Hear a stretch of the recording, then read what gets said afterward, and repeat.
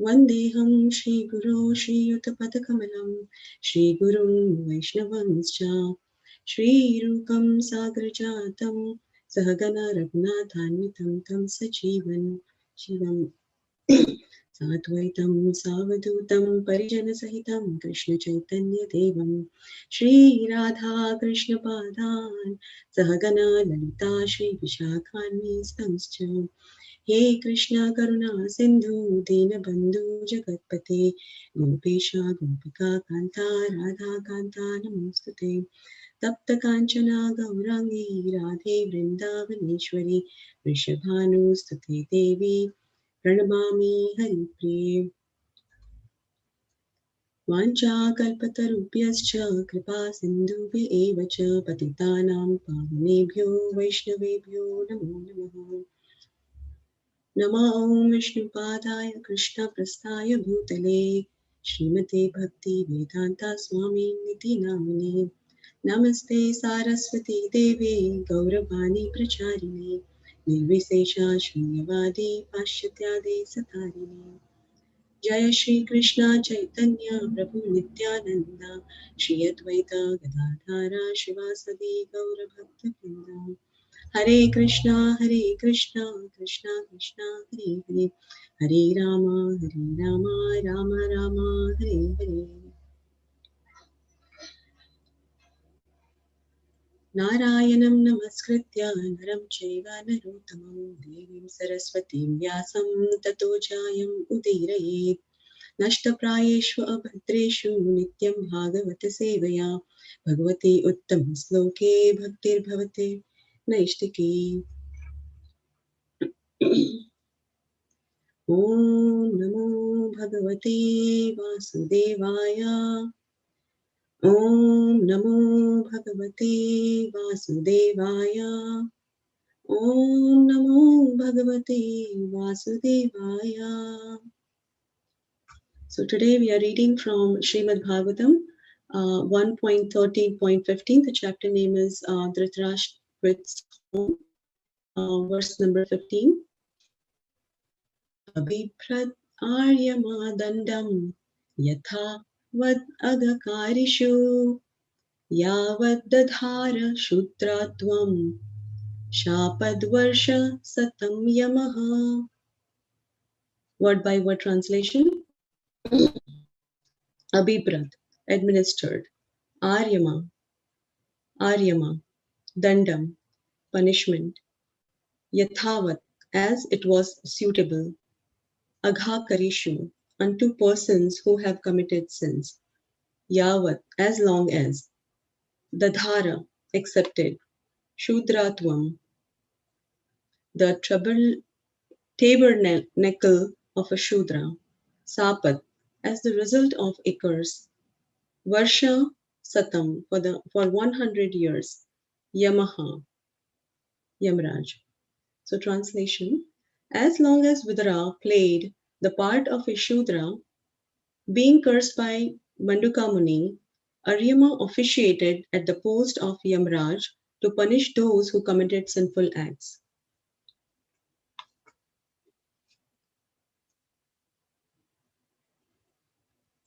So, in the purport, the history of Vidura is explained, and in the verse Srila Prabhupada explains that Vidura actually is an incarnation of Yamraj. And he was cursed by Manduka Muni due to apparently some mistake that was done by Yamraj. So the result of that curse was that Yamraj had to take birth as a son of a Sudra. So he was born of a son of a maid servant in a royal palace of Hastinapura. So he was born as a young brother of Dhritarashtra and Pandu. And even though he was born as a younger brother of Dhritarashtra and Pandu, his position was not exactly like as Dhritarashtra and Pandu. So Dhritarashtra and Pandu, they were born as a son of Emperor Vichitravirya. So they were considered as having taken birth in as a Kshatriyas, whereas Vidura was born as son of maid servant in the palace of so Vidura is not considered as Kshatriya. He is considered as Shudra because he is born of a Shudra woman. So, according to the law of inheritance, Srila Prabhupada is describing in the purport that Vidura, born in the womb of a Shudra woman, was forbidden even to be a party of royal heritage along with his brothers, Dhritarashtra and Pandu. So Vidura could not get any inheritance as a person who has been taken, birth in the palace because he was considered a son of a maid servant. So he did not get any inheritance. So the question may raise that how could he occupy the post, of a preacher to instruct such learned kings and Kshatriyas as Dhritarashtra and Maharaj Yudhishthira? So there are two parts to this question. Srila Prabhupada is elaborating here. One is it says even though it is accepted that he was Shudra by birth, he renounced the world for spiritual enlightenment. And so Vidura took advantage of some apparent misunderstanding. So the story I'm kind of deep diving into that how he went into this, uh, how he ended up in spiritual enlightenment. So Vidura took advantage of some apparent misunderstanding with Duryodhana. So before he left the palace, Vidura was always acting as a well-wisher of his elder brother, Dhritarashtra, and was giving him very valuable advice. And Dhritarashtra was a caretaker king because of Pandu's untimely death. Pandu was emperor, and when Pandu died, his elder son Yudhishthira should become the emperor because since Yudhishthira was still a minor, it was decided that Yudhishthira, until Yudhishthira comes of that age, will be a caretaker king. Dhritarashtra will be a caretaker king until then. So while Dhritarashtra was acting as a caretaker, Vidura was giving valuable advice to Dhritarashtra. And Vidura was actually very intelligent and competent to advise Dhritarashtra because he is the incarnation of Yamaraj. And Yamaraj, as we know, is not an ordinary person. Yamaraj is actually one of the greatest devotee of Supreme Lord. So being an incarnation of Yamaraj, Vidura was quite competent to advise Dhritarashtra, and Duryodhana knew this, that Vidura is very intelligent and is able to give good advice. But once when Vidura advised Dhritarashtra not to follow the policy of, policy adopted by Duryodhana, then that time Duryodhana became very angry on Vidura. He insulted Vidura by calling him son of a maid servant. Even though it was a fact that Vidura was son of a maid servant, the way Duryodhana actually spoke was quite insulting for Vidura. So Vidura apparently was insulted by Duryodhana. But Vidura did not actually feel hurt by the insult hurled by Duryodhana. And he was just looking for an opportunity to get out of the palace in order to seek spiritual enlightenment from an enlightened soul. So making an excuse as if he was insulted, he left the palace and he went on a pilgrimage. Actually, even pilgrimage was not a real reason why Vidura left the palace. He wanted to actually meet a self-realized soul and seek enlightenment from self-realized soul. So therefore, on a plea of going on a pilgrimage, he traveled to different holy places. And he was searching out for a self-realized person from whom he wanted to get a transcendental knowledge. So he went on traveling until he met Maitreya Rishi. And as soon as he met Maitreya Rishi, he requested him to enlighten him in spiritual subject matters. And Maitreya Rishi agreed to enlighten Vidura by giving him transcendental knowledge. And Vidura actually stayed with Maitreya Rishi in Badrika Ashrama and inquired from him on so many different questions. and they are all recorded actually as conversation between Maitreya Rishi and Vidura in Srimad Bhagavatam itself. So when Vidura became thoroughly educated by Maitreya Rishi, he was completely convinced that the ultimate goal of life is to get shelter at the lotus feet of Krishna. And then after that, he stopped asking any further questions and decided to visit his brothers, or rather brother, Dhritarashtra, to give him proper guidance so that Dhritarashtra will not simply waste his time enjoying some facilities in the palace. So in this way, in order to benefit his elder brother, he decided to return Hastinapura. And so the position of Vidura is, even though he was by birth a Shudra, because he was thoroughly educated by on transcendental knowledge by Maitreya Rishi, and he was spiritually enlightened, he was very competent to occupy the post of Acharya, or um, spiritual preceptor, is what is mentioned by Srila Prabhupada in the purport. And so even Chaitanya Mahaprabhu's teaching in Chaitanya Charitamrita Madhya Leela 8.128, Mahaprabhu says that Kiba Vipra Kiba Nyasi Shudra Kene Noy Yei Krishna Tattva Veta Shei Guru Hoy. So whether one is a Brahmana, a sannyasi, or a Shudra, regardless of what he is, he can become a spiritual master if he knows the science of Krishna. So Chaitanya Mahaprabhu, anyone who is conversant in transcendental knowledge or science of Godhead, be he a Brahmana or a Shudra, a householder or a sannyasi, is eligible to become a sannyasi. So the importance here Chaitanya Mahaprabhu gave us is somebody being thoroughly conversant with Krishna, with the science of Krishna consciousness, is more important than the social position, or even the position as being born in a particular varna or being situated in a particular ashrama is more important. So according to Chaitanya Mahaprabhu, if somebody is expert in the science of Krishna consciousness, then regardless of his position in varnashrama society, whether he is a Brahmana or a Shudra, doesn't matter, or he is situated in a householder, grihastha or sannyasi, it does not matter. In any case, whether he be his varna or ashrama position, he is fit to become a spiritual master. Simply, he is thoroughly conversant with the science of Krishna consciousness. So that is a real qualification, and that is Chaitanya Mahaprabhu's teachings. And Srila Prabhupada also gives the one point mentioned by Chanakya Pandit.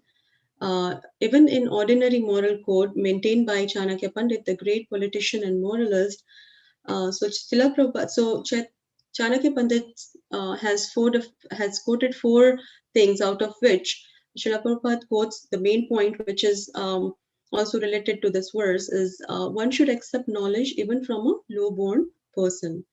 So the real position of a person is that who has been enlightened, and the one who is trained up by an expert guru or a teacher, then one should accept knowledge from that enlightened person, even though he may be by birth a low-born person.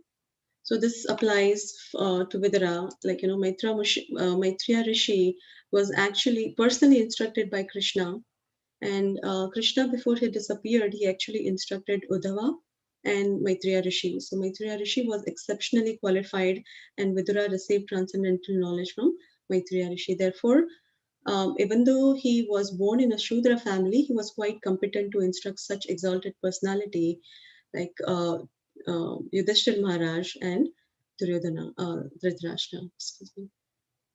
So that is one part to the answer that Srila Prabhupada is giving. And then the other part of the answer is Vidura was not actually Shudra. He was to play the part of so-called Shudra for 100 years because he was cursed by Manduka Muni.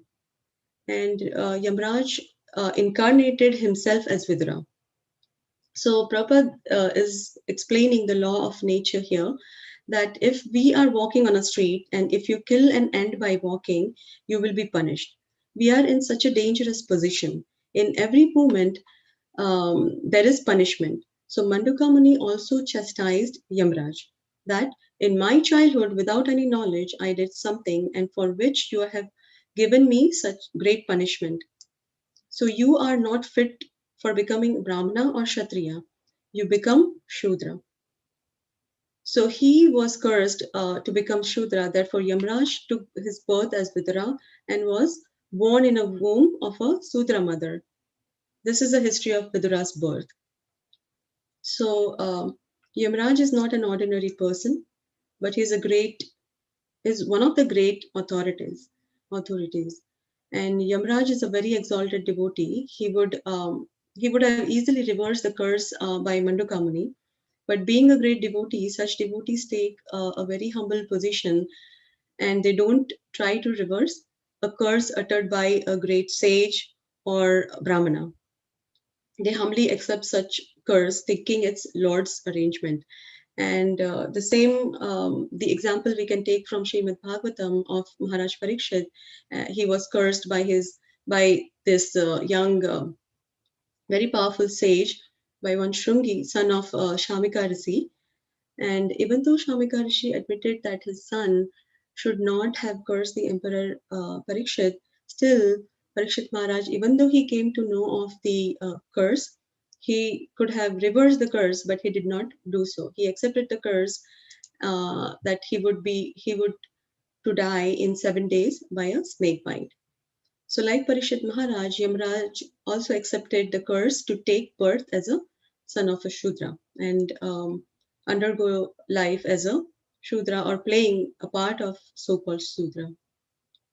And speaking about Yamraj, he is actually one of the 12 Mahajans.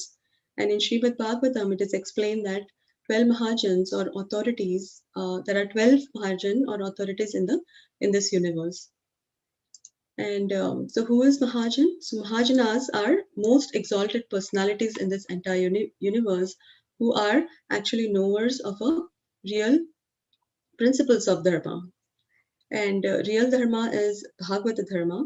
So, the very confidential and difficult principle of Dharma are not easy to be understood by any ordinary human being. But if one is fortunate to have to receive the confidential understanding of a principle of Dharma from a Mahajana, from a great devotee, from these 12 devotees or their representatives, then such a fortunate person is able to properly understand the principle of Dharma. And by following the confidential principle of Dharma as enunciated in Bhagavatam, which is called Bhagavad Dharma. And such a person immediately becomes liberated and returns back to Godhead, home back to Godhead. And so Srila Prabhupada writes here that as Mahajana, it is the duty of Yamraj to preach the cult of devotion to the people of the world, just like other Mahajanas do. And so, but Yamraj's position as Mahajana and his duty is he is meant to punish the sinful people. So he's always busy in his Platonic kingdom, punishing the doers of sinful activities. So Yamraj has had very little time to take leave from his responsible office of punishing the wrongdoers and actually engage in preaching. So Prabhupada writes that there are more wrongdoers than, so here it is, yeah. So there are more wrongdoers than demigods who have, so there are more wrongdoers than righteous men. So therefore, Yamraj has to do more work than other demigods. So Yamraj wanted to preach the glories of the Lord. Therefore, by the will of Lord, he was cursed by Manduka Muni. That way, he got a break from his duty of punishing the wrongdoers. And the post, Srila Prabhupada mentions that after Yamraj, the post was not vacant. It was taken by, or rather taken care, or post was officiated by Aryama, one of the many sons of Kashyapa and Aditi. So Yamraj got a break, and Vidura, he was always actually engaged in preaching. And as Vidura, he was always actually engaged in preaching. So before he left the palace, he went to to get enlightened from Maitreya Rishi. He was advising his elder brother, Dhritarashtra, uh, uh, Dhritarashtra, even though it was of the nature of giving him instruction in administration, actually Vidura was always acting as a devotee, giving him devotional instruction. So therefore, Vidura was always doing his work as a devotee preaching Krishna consciousness. And Srila Prabhupada writes in the purport that the Lord and his different authorized devotees sometimes have to play the role of many lower creatures to claim the conditioned souls. So sometimes the Lord assumes forms which are like lower life form. And just like Supreme Lord incarnates as fish or hog or tortoise, but his transcendental personality is unchanged. So he's not acting as a hog or a fish, but rather he's acting as a supreme lord in order to reclaim the conditioned souls from his material world, from this material world. And Prabhupada gives analogy here of a sun. So sun sometimes evaporating the urine, although it is not a very good business, but still sun is sun. He is never polluted. Similarly, when a pure devotee comes in this world, even though they may assume an inferior or lower position of, like Yamraj assumes a position of a Shudra, but his activities are completely like those of a pure devotee. They are always in their position. So Srila Prabhupada writes that both the Lord and his pure devotees are always in transcendental position. Their activities, their consciousness is always transcendental, and it is never like that of a lower creature or birth they assume. And Srila Prabhupada also gives conclusion in this verse at the end of the purport that the conclusion is that Vidura was never a Shudra, but was a greater than the purest type of Brahmana. And so, yeah, so Srila Prabhupada already is concluding here and has given a very clear conclusion that Vidura was never a Shudra but was greater than the purest type of Brahmana. So this is the conclusion of this verse, and this is what I have prepared for today. Please forgive me if I have done any mistake. And so the takeaway I'm taking from this is while preparing that how in Krishna consciousness movement the importance is given not for the birth in a particular family, but rather the qualification of a person specifically, especially a devotee, irrespective of which family they might have taken birth in. So yeah, I will conclude here. And if we have any comments, feedback for me, or any realization, we can share here. Hare Krishna.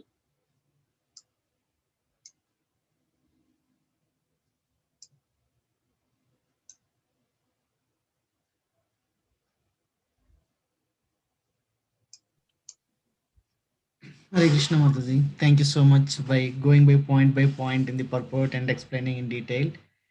So it was very nice to hear from you after a long time.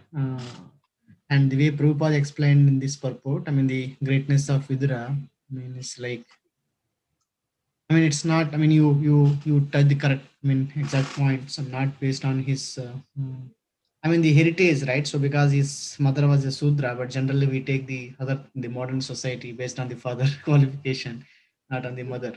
But yeah, Prabhupada, I think multiple places he explained based on the mother they use it to say, but it still, that is not matters. his qualification is the one. Of course, his Yamaras are not, that is a separate thing. I mean, of course, he is great, but otherwise, also, if Vidra, somebody has that kind of qualities, he is such a great personality. I mean, who can even instruct Yudhishthira Maharaj, right? I mean, such a great personality as Vidra. And Yes, yeah, Prabhu. you connected why. I mean, we read that in the third canto. I think Vidura thinks that, I mean, he is not eligible to be with. I mean, actually, we'll ask that question. So yeah, Vidura is there, and yeah, the sages will ask, I guess. So Sages, yes. Vidura is the Krishna personality of Godhead is there with him in the palace. So why is Vidura is leaving that place and then going to outside? I Very mean, so visit the holy places, right. right? But yeah, I mean, one thing is that he wanted to hear from Maitreya Muni, right? So that was, I mean, because he got that long-standing association to hear about Krishna. So Yeah. in there, I think Prabhupada said there is no difference between Krishna's personal association or. So it was very nice. I mean, it Devotees. talks about, shows about his greatness, Vidra's greatness, and how. Yeah. Yeah. Thank you so much. Yeah. Definitely, Prabhu. It's wonderful. Like, while preparing, like I was just meditating, and it's just wonderful. Yes, Prabhu. Thank you for sharing the comments.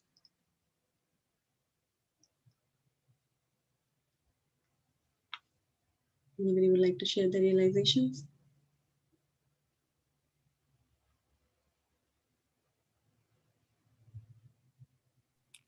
Hare Krishna Mata, this is Jayant. Please accept my humble obeisances. All glories to Sainat Srila Prabhupada. Yeah, I mean, even Yamraj, he has a very, very important portfolio and probably the most very interesting job. So even he wants to take a break. I'm just noticing in a lot of people that have, ran behind career or whatever, they're needing to take some break in order to recharge. Yes. So just I was talking to somebody and he was telling me one of my college toppers, and he decided to. I think he got his MBA from Harvard, whatever. He decided to become a philanthropist. Okay. And I said, that, Yes. okay. So I just wanted to share. Thanks for the wonderful lecture. Really appreciate it. Sure, Prabhu. Thank you. Yeah, so that reminds me, like I think on Facebook few years back, this was that video got viral. It was related to ISKCON.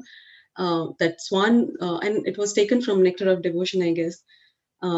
Swan was in the lake, and he was so peaceful. But if you see, like they were giving the internal anatomy of, like how swan he um, moves his feet so fast, but if you cannot understand from his outer appearance. So, and they were giving an example that a devotee, like outside whatever the position is, they are so in a race to get closer to Krishna. So that's how I was taking that example for myself, actually, that even though, like we are playing a lot of different roles, wearing a different hats of a mother, or a daughter, or wife, or whatever it is, but internally, like we should have that, we should be always in the race of achieving, or rather getting closer to Krishna.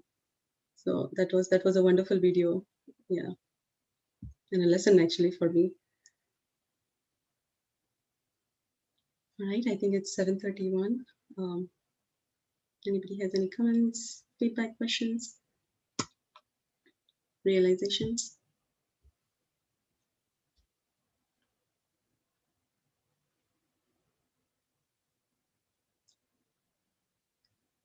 Raju Prabhu, are we good? Okay, Mataji. Thank you, everyone. HG Kalpataru Sindhuvi Patitanam Pavani Vaishnavim. Thank you, everyone. Hare Krishna.